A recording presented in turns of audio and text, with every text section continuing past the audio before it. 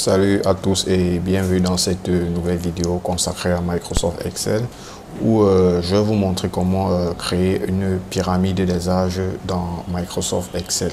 Donc je suis William Gong de Solutions Informatiques qui est votre plateforme YouTube comme ça dédiée aux solutions, astuces et formations informatiques. Et dans cette vidéo, je vais vous présenter une méthode assez simple pour pouvoir mettre sur pied une pyramide des âges dans Microsoft Excel. Ça peut être une pyramide des âges concernant votre entreprise ou alors un groupe, je sais pas, une boîte. Donc c'est ce que nous allons voir tout de suite. Donc déjà avant de commencer, nous allons essayer de définir c'est quoi une pyramide des âges. La pyramide des âges, c'est tout simplement de manière très simple, c'est tout simplement autant pour moi un indicateur visible sous la forme de graphique représentant comme ça la répartition des âges et du sexe de l'ensemble des collaborateurs ou alors de l'ensemble de l'effectif d'un groupe ou alors d'une entreprise à l'instant T. Donc de manière simple, il s'agit juste d'un graphique qui montre une répartition en fonction de la tranche d'âge de l'effectif d'un groupe ou alors d'une entreprise. Donc de manière visuelle, elle se comporte de deux histogrammes. Donc vous avez deux histogrammes ou alors deux graphiques en barre, on va dire ça comme ça sous forme de barre, l'un à gauche qui représente soit les hommes ou les femmes et l'autre à droite qui représente soit les hommes ou les femmes. Donc si celui de gauche représente les hommes, celui de droite va représenter les femmes. Donc concrètement, le fait de mettre la mise en place d'une pyramide des âges en entreprise peut vous permettre de faire quoi par exemple.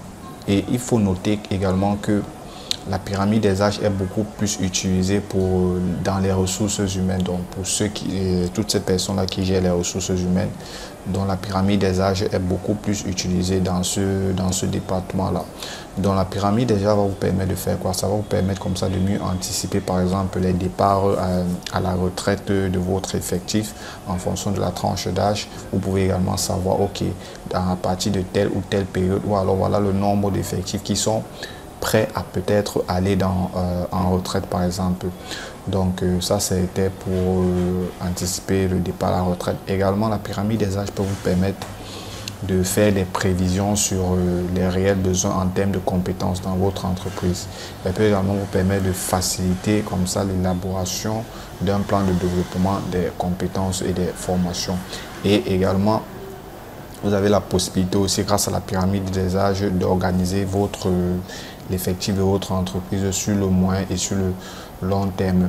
Et en même temps également, la pyramide des âges va vous permettre également de prendre des bonnes décisions au bon moment et par conséquent, ça va vous permettre comme ça de pouvoir réduire les coûts notamment liés à l'embauche et à la formation dans votre entreprise. Donc en gros, ça vous permet comme ça de maîtriser votre effectif. Donc ce que nous allons faire par la suite, donc, nous allons passer à la pratique bien sûr en essayant de mettre sur pied une pyramide des âges. Donc moi je suis allé sur une base de données assez simple. Donc vous voyez là, j'ai l'effectif d'une entreprise ou alors je sais pas, d'une entreprise, on va dire ça comme ça. Donc j'ai les différents départements, j'ai le sexe et j'ai l'âge. Ici par exemple, c'est vrai que j'aurais pu ajouter comment je vais appeler ça, j'aurais pu ajouter par exemple les matricules. On peut le faire si vous voulez pour que le tableau soit quand même un peu plus complet. On va dire matricule. Donc je vais partir sur un matricule, je vais appeler ça 001. Non, M001, M002. Voilà. Là, normalement, je vais faire un double clic et il va me tirer. Bon. Il ne tire pas. Non. Ça peut arriver. Voilà. Donc, là, j'ai un effectif de 1000 personnes. Vous voyez, là, j'ai M jusqu'à 1000. Donc, là, j'ai un effectif de 1000 personnes.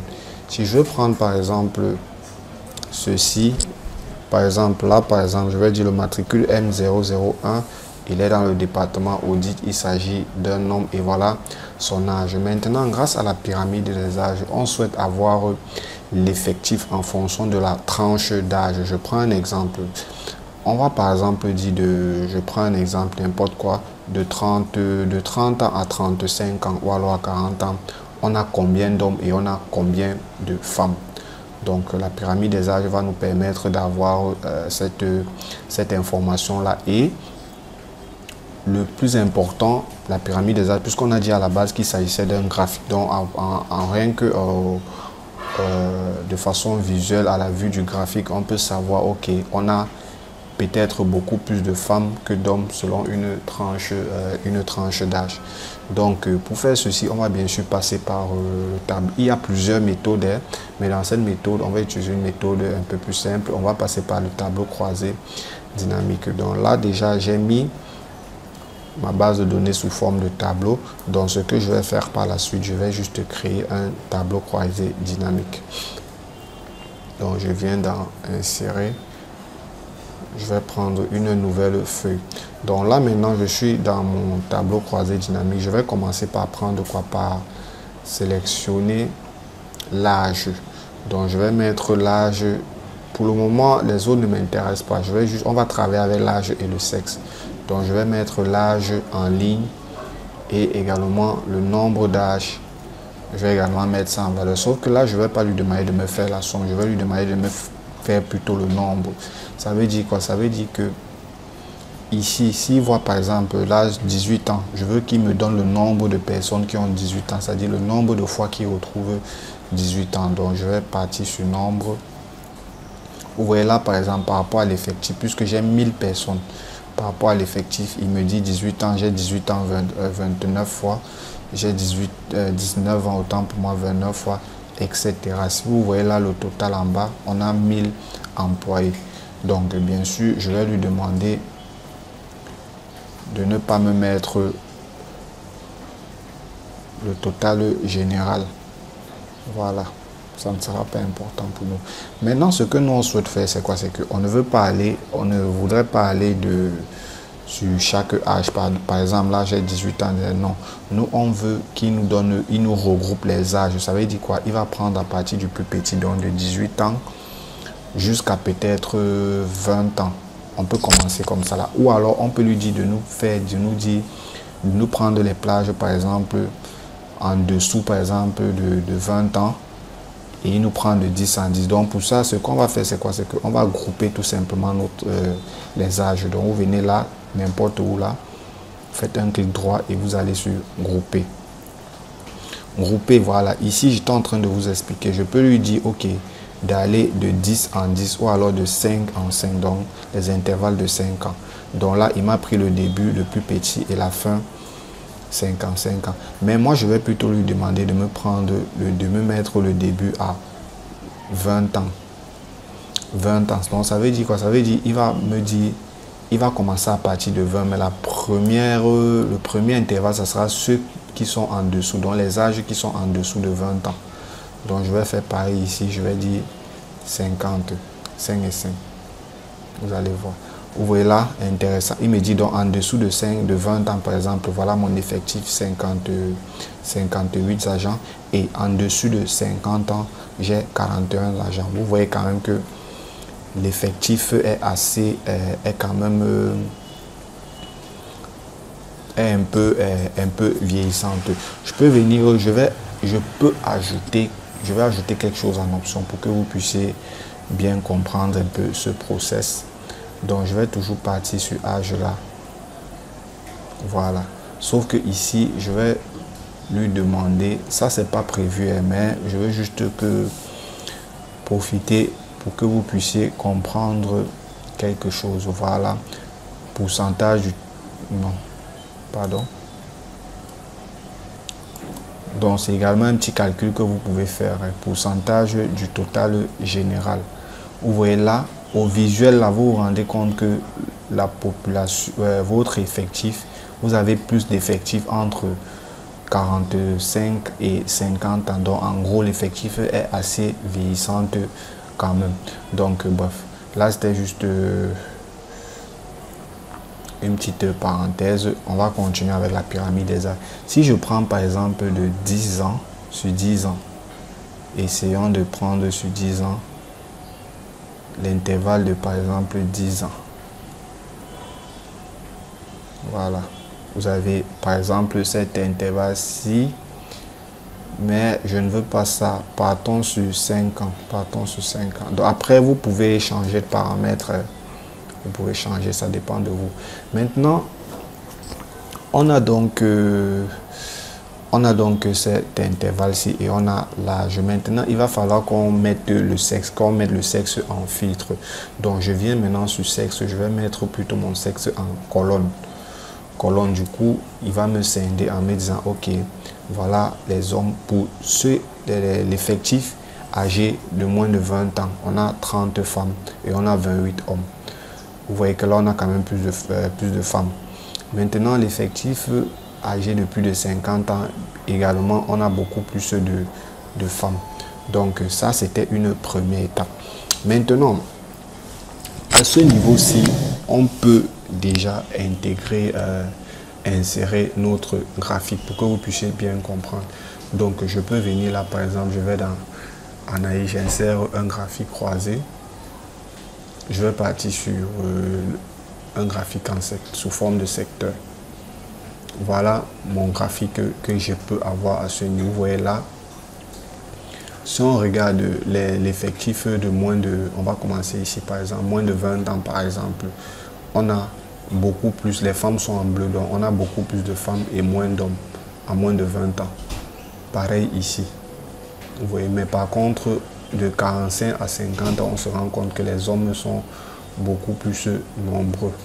Donc, on a déjà cette information. Mais nous, on ne veut pas ce genre de graphique. On voudrait un graphique sous forme de pyramide. Donc, ça veut dire qu'il y a les données, c'est-à-dire les données en colonne, par exemple, les femmes ou les hommes qui doivent se retrouver de ce côté-ci. De ce côté-ci. Or, ici, en réalité, par rapport à notre repère, ça, c'est le côté positif.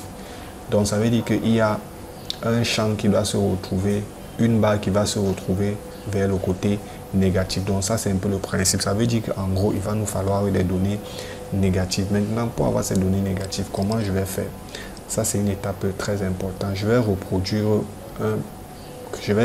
un petit tableau ici. Je vais appeler ça âge, par exemple. Âge. Ici, je vais commencer par, je vais mettre les hommes négatifs, hommes et non, je préfère prendre femme. De toutes les façons, c'est la même chose. Et homme. Maintenant, qu'est-ce que je vais faire? Je vais dire que je vais prendre l'âge.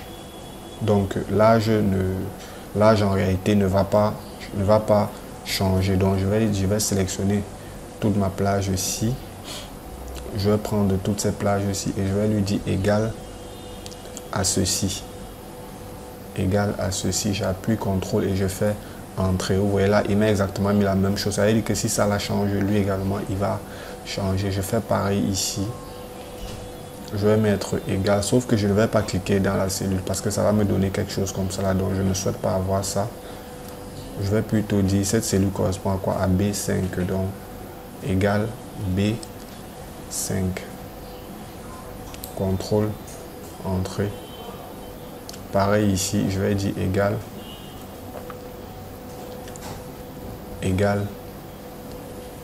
C5. C5. Voilà. Je vais prendre toute cette plage ici. CTRL, entrée. Voilà. Or, tout à l'heure, qu'est-ce qu'on a dit? On a dit bien, parce que là, ça nous donne la même chose. On a dit bien évidemment qu'on souhaitait avoir des données négatives pour que les barres puissent être à l'opposé, pour que les barres puissent partir à l'opposé. Donc, je vais revenir dans ma formule. Si je vais mettre ce champ-ci en négatif, donc je vais toujours partir sur égal B, moins plutôt, moins B5 pour avoir une valeur négative. Voilà, vous voyez que là, j'ai des valeurs qui sont négatives. Maintenant, à partir, je peux insérer les bordures ou je peux laisser comme cela. Maintenant, à partir de ce tableau, ce que je vais faire, c'est quoi? Je sélectionne toute ma plage. Et cette fois-ci, je vais insérer un graphique. Donc, je vais dans graphique recommandé. Tous les graphiques, je peux prendre les courbes, j'aurai des valeurs négatives et des valeurs positives, bien sûr. Mais là, on peut rester sur l'histogramme. Vous voyez qu'avec l'histogramme, ça se dessine, mais on va prendre les graphiques en barre. Bien, prenons ceci. Voilà, maintenant on a donc ce graphique-ci. Maintenant, c'est à partir de ce graphique qu'on va travailler comme ça. Là, on va essayer de faire la mise en forme de notre graphique pour avoir notre pyramide des âges. Donc, je vais couper ce graphique. Je vais faire CTRL X et je vais mettre le graphique dans une autre feuille. On va essayer d'agrandir notre graphique. Donc, je vais essayer de faire des petites mises. Le titre ne va pas changer. Maintenant, ici, en bas, par contre, je vais supprimer ceci. Maintenant, je viens au niveau des barres, des séries. Donc, je vais cliquer là sur les séries. Je viens ici dans l'option des séries. Je vais dire une superposition. Je vais mettre la superposition à 100 pour qu'il soit complètement superposé. Vous voyez là, c'est complètement superposé. Maintenant, la largeur des intervalles, ça dit cet espace-ci, je vais mettre à 0. Donc, je vais mettre à 0. Voilà. Et vous voyez que vous avez ici, par exemple, je peux mettre peut-être des bordures.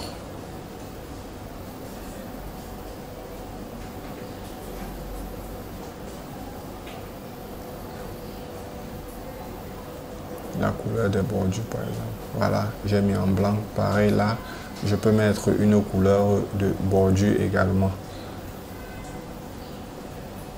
Voilà, j'ai par exemple ces bordures-ci. Maintenant, au niveau de la tranche d'âge, je peux mettre ça pour que ce soit un peu plus visible quand même. Je peux mettre ça en blanc. Voilà, je peux mettre en blanc et je décide d'agrandir pour que ce soit un peu plus visible. Maintenant, ici, vous avez de manière concrète votre pyramide des âges. Donc, je vais retirer le quadrillage. Je peux laisser la légende pour qu'on sache quand même hommes et femmes. Bon, après, généralement, les hommes sont souvent représentés par le bleu. Donc, je vais mettre plutôt les femmes en une couleur un peu plus claire. Et les hommes, eux, ils seront par contre en bleu. Voilà. Maintenant, vous voyez que rien qu'à partir de ce champ, ici, on peut retirer ça, le titre. Après, si vous voulez, vous mettez le titre. L'arrière-plan, je peux dire que c'est transparent ou je peux laisser tel que c'est là. Donc, voilà votre pyramide des arts. Directement vous rendez compte qu'au visuel, l'effectif supérieur à 50 ans, vous avez forcément plus de femmes que d'hommes. Parce que lorsque vous regardez les deux bas, celle-ci est plus longue que celle-ci. Donc, vous avez plus de femmes par rapport aux hommes. Ici, 45 ans également, vous avez par contre ici plus d'hommes par rapport aux femmes. Ainsi de suite, inférieur à 20 ans. Maintenant, si vous n'arrivez pas à lire, vous pouvez insérer des étiquettes de données. Voilà, vous voyez là, vous avez les étiquettes de données. Vous voyez là l'effectif des hommes ici, des femmes, des hommes, puisque les hommes sont en bleu. L'effectif des hommes est de 63 ans et celui des femmes, on peut également ajouter des étiquettes. Sauf que là, ça va vous mettre un nombre négatif, mais c'est pas grave, on peut garder ça. Vous voyez là, ici, vous avez plus de femmes que d'hommes. Ici, par contre, vous avez plus d'hommes que de femmes, donc ainsi de suite. Donc, grâce à ce graphique comme ça, vous pouvez déjà savoir par rapport à votre graphique, vous pouvez avoir une idée en fait sur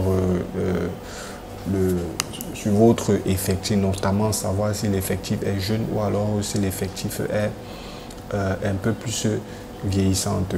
Donc là, c'était une méthode, parce qu'il y a plusieurs méthodes, mais bon, là, c'était une méthode assez simple pour pouvoir comme ça réaliser une pyramide des âges. Donc d'ici là, nous arrivons comme ça à la fin de cette vidéo. J'espère qu'elle vous a plu.